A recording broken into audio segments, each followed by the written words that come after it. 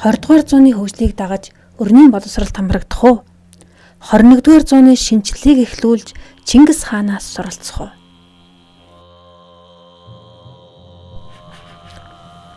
Та алийг сонгох вэ?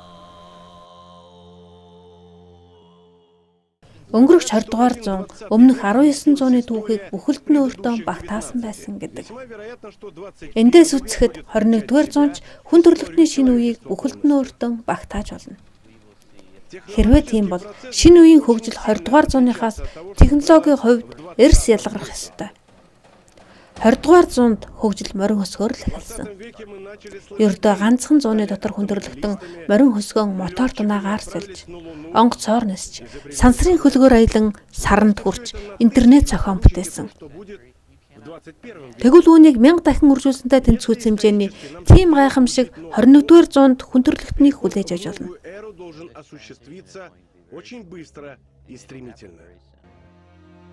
20-р зуунд атомыг задалж цөмийн эрчим хүч гаргаж авсны хүчээр л материал технологийн хөгжил өдий хурдастай явагдаж өнөөгийн ухаалаг хэрэглээ үйлчилгээг нэвтрүүлсэн. 21-р зуун гарсаар эрдэмтэд бодлын эрчим хүчний соронзон үйлчиллийг нээнгэлрүүлж түүний гадаад ертөнцид нөлөөлөх чадлыг нь багажаар хэмжиж туршилтаар нотлон болголоо. Хүний бодол тодорхой хэлбэлзэлтэй байдгийг хүмүүс мэддэг. Бодол бүр хэлбэлзэлтэй байдаг. Бүх бодлыг хэмжиж болдог юм. Нууцыг анхааралтай судалж үзвэл бодлыг хүч, бидний өдөр тутмын хүсэл зорилгын хүч бидний эргэн тойронд байгаа. Бид нүдээ нээж олж харах нь л үлдээд байна. Квантын физик энэ нээлтэнд анхаарлаа хандуулж эхэлж байгаа. Бодол төсөөлөлтөө өөрийн болгоогүй цагт дэлхийн ертөнцийг өөртөө авч чадахгүй гэж бид хэлдэг юм. Бодол төсөөлөлтөн өөрийн болгоогүй цагт дэлхийн ертөнцийг өөртөө авч чадахгүй гэдэг дүгнэлтэд эрдэмтэд хүрсний эцэст 13-р зуунд дэлхийг эзэж их гүрнийг байгуулсан Чингис хаан эрчимтэй судлагдах болж Чингис хааны байгуулсан Монгол улс эрдэмтдийн анхаарлын төвд орох болжээ.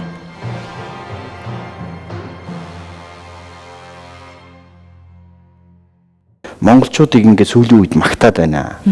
Ямар их супер байсан тухай магтаад байх юм. Гэхдээ эдгээр чинь ямар технологи, ямар шашныг хүндрэлтэнд дэлгэрүүлсэн юм бэ? Good question. Гэтэл хоёр том асуулт асуусан байдаг. Тэгэхээр тэр хоорондоо маргаж яана л одоо баруун нээл одоо тэрийг судалдаг улсууд. Тэгээ нэг хэсэг нь эдгээр болвол бид нар шиг материалын технологиг биш, нийгмийн зохион байгуулалтын технологид мэдрүүлсэн юм аа. Өөрөөр хэлбэл яаж тархаа бутаргаагаас ерөөсөө зохион байгуулалтын нийгэм бий болж болох вэ? Түүнийг ямар аргаар барих вэ гэдгийг бид нэр креатинг хийсэн хүмүүсээ. Монголчууд сац хэмээх пирамид хэлбэртэй уран сууцанд амьдрах бөгөөд байгалийн иргэшээлд зохицсон хөдөлгөөнтэй амьдардаг. Нүүдэлч монголчуудын ахуй хэрэглээ нь байж болох хамгийн доод хэмжээнд байх ч тэдний оюун санаа, сэтгэлийн амар амгалал нь байж болох хамгийн дээд хэмжээнд байх нь тэд дэлхийн хамгийн азтай хүмүүс мэт. Монголчууд нь энэ гаригийн сүүлчийн нүүдэлчид. Монгол одоо хөгжлийн хоёрхан зүйл бий биднэрт дэвших. Нэг нь бол нэгэн тодын дэлхийн ертөнцийн энэ капитал одоо материал технологиг хөөцөлдөг загварыг хүлээн зөвшөөрж байгаа бол энэгээр нэг хүний зэрэгтэй болох. Нөгөө зам нь бол монголчуудын түүх усаатны үнэт зүйлсийг маш богино хугацаанд дотор хүч шаардаж одоо буцааж ингэж өөртөө тээж авах. Ингээд таны өмнө хоёр сонголт байна. Бодлоон төвлөрүүлж өөрийгөө хөгжүүлэх үү? Тав тухайн бүрдүүлж ахуйгаан хөгжүүлэх үү?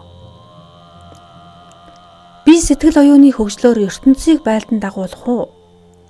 Байр сууц хэрэглээний үзмжээр гадаад ертөнцийг байлдан дагуулах уу?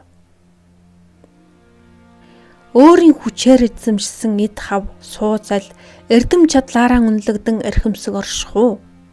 Зүүсэн чимэг, хураасан хөрөнгө, хуримтлуулсан мөнгөөр үнэлэгдэн эрхэмсэг орших уу? Аль зүгийн эрхэмсэг оршихыг та хөгжил гэж сонгож сэтгэл зүтгэлээ зориулах вэ? Альч зүгийн хөгжил түүчээлагчинд эрчим хүчний үйлдвэрлэл байдаг. Та алийг сонгох вэ? Тэгэхээр дотоод баяр хөөр бол амжилтанд хүрэх гол түлхүүр байдаг юм. Та баяр хөөр авчирдаг бүхнийг өөртөө дахин татдаг юм. Одоо энэ бүхнийг үзэж угаар та сайн сайхан бүхнийг амьдралтаа оруулж ирж чадах гол хүн шүү дээ. Дотоод баяр хөөр нь сансар хорвоогийн сайн сайхан бүхнийг соронзтон татах эрчим хүчний үйлдвэрлэл гинэ. Та бусд хүмүүсийн боломжгүй гэсэн бүхнийг авч өсчгүй гэсэн бүхнийг нь хийдэг болно. Бусад хүмүүсийн боломжгүй гэсэн бүхнийг болгоно. Бүтэж,гүй гэсэн бүхнийг бүтээн гэж томд зорих нь бодлын эрчим хүчний үйлдвэрлэлийг ажилуулж амжилтын оргилд хүрэх гол арга техник гинэ. Бид шил нэрэнд шилжиж байгаа. Энэ нэрэнд зөвгнөлт кинонуудаар хэлдэг шиг бидний эдсийн зорилго сансар огторгоо биш. Бидний оюун бодол болно.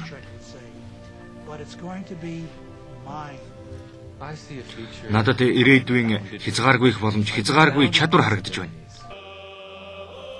Одоо энэ нээлтийг нийгмийн амьдралд хэрэгжүүлэх аргачлалд хаанаас суралцаж, амьдралд боддоор хэрэгжүүлсэн баялаг туршлагатай хаанаас танилцах вэ? Гэтэл боломжгүй бүхнийг болгож, бүтэж,гүй бүхнийг бүтээж ирсэн түүх хүн төрөлхтний түүхэнд гагцхүү Монголын түүхэл байдаг байна. Одоо тэгэл дэлхийн нийт одоо шинжлэх ухааны үеийн гайхамшиг шүү дээ. Яагаад Монгол тусгаар тогтно? Шинжээ угар гэдэг асар том, энэ бол Бээжингээс асар хол байсан тий. Цөл мөл одоо өндөр улаа тусгаарлагдсан, хөлгөөний ураа тусгаарлагдсан. Эдгээр тусгаарлах боломж байсан. Төв тусгаарлах боломж байсан. Гэтэл Бээжинд хамгийн ойрхон ямар ч нөхцлөөр Монгол руу цэрэг оруулчихад жишээл одоо манжуур бол ардаар ингээд тойрцсон тий. Ажлаас цэрэг оруулахад боломжтой хэрнээ. Энэ монголчууд яг тусгаарлаж өгдөг чи өөрөө хүчний тухай асуудал байгаа. Хүн ам нь 640 мянга гэсэн мөртлөөсөө үндсэндээ 525 мянган Монгол 100 мянган хятадтай 5 хүндний хятад энд байсан. Ингээд байхад эдгээр тусгаарлаж чинь өөрөө ингээд ахаал онцох штэ. Тэ? Эсвэл бол за боли Чингис хааны үеийг л үзье л та. 250 орчим мянган хүнтэй 3 голын савд амьдарч ирсэн монголчууд нийт нүүдэлчин аймаг нь бол нэг сая 800 орчим мянга. Гэтэл уртал дээр нь 50 сая хүнтэй хятад тухайн үеийн тоолгоор тэ 20 сая хүнтэй 29 гэдэг энэ нөхцөлтөөс ягаад гараад ирв гэдэг нь чинь өөрөө төвхөн онцох. Шинжлэх ухааны тайлбарлах гэхээр болохгүй болчиход байгаа байхгүй тийм. Гэтэл бид нар энийг л яриад байгаа шүү дээ. Энэ хүч, энэ синергетик нь хаана байгаа юм? Энийг яаж олж чаддгийг? Ингэж боломжгүйг болгож, бүтэж,гүйг бүтээж ирсэн эрэмгийн өвгдийн удам бид хурал биш хэрүүл хийдэг 76-аг хязээж тарааж чадахгүй гэд цагаан дангарсан лойвэрчдэд их нутгаан заруулаад, эрх мэдлэн атгуулаад өөр ямар ч арга байхгүй гэд гар хүмхэн хойш суух уу?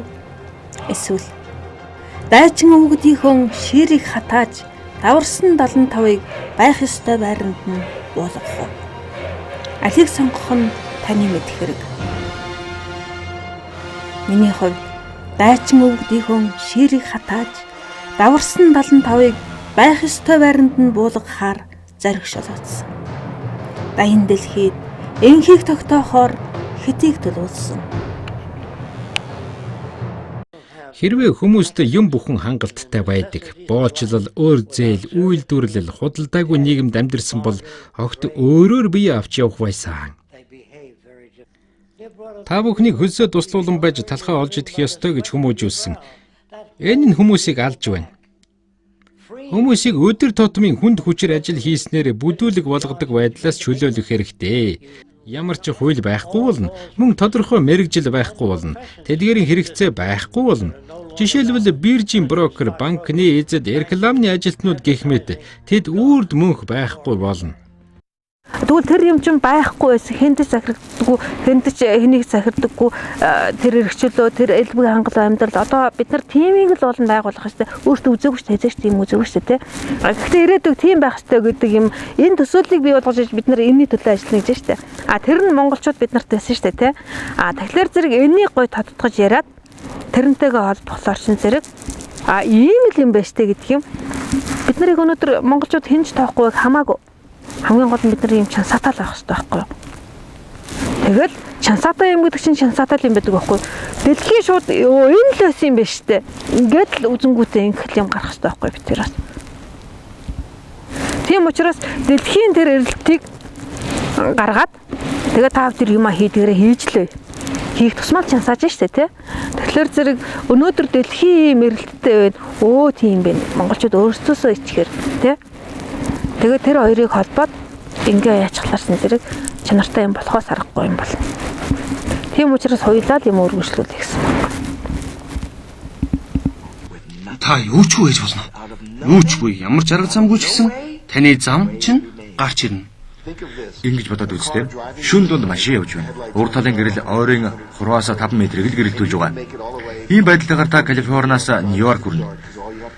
Урдха муухан харж харанхуй дундаа машины барин явна. Амьдрал ингэж бидэнд баг багаар нээгддэг.